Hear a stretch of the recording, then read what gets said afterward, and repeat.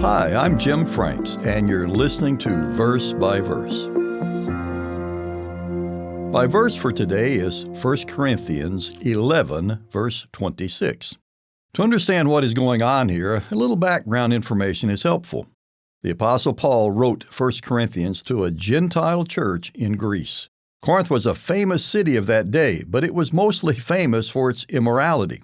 So we should not be surprised that 1 Corinthians would turn out to be one of the most corrective, if not the most corrective epistle written by Paul.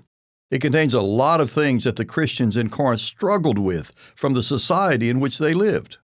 By the time the church at Corinth was established, the church that had been founded on Pentecost in Acts 2 has been observing the holy days for more than 20 years. Chapter 11 of 1 Corinthians focuses on the observance of the Passover.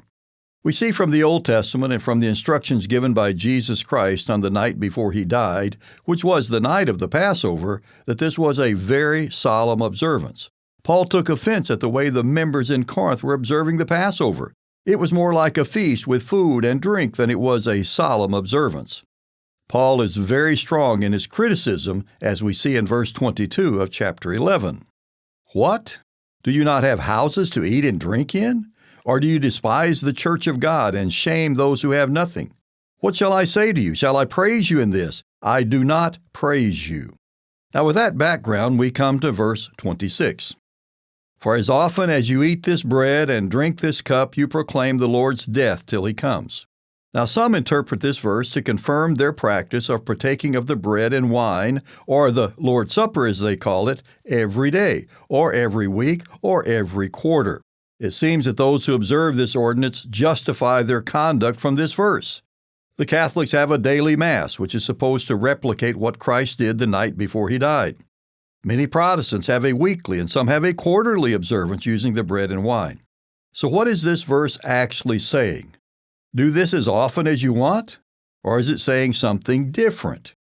There are several translations, or in one case a paraphrase, that translate this as, whenever you take the bread and the cup. Now this wording is found in the Bible in Basic English. Then there is the 20th century New Testament that has similar language. Whenever you eat this bread and drink this cup.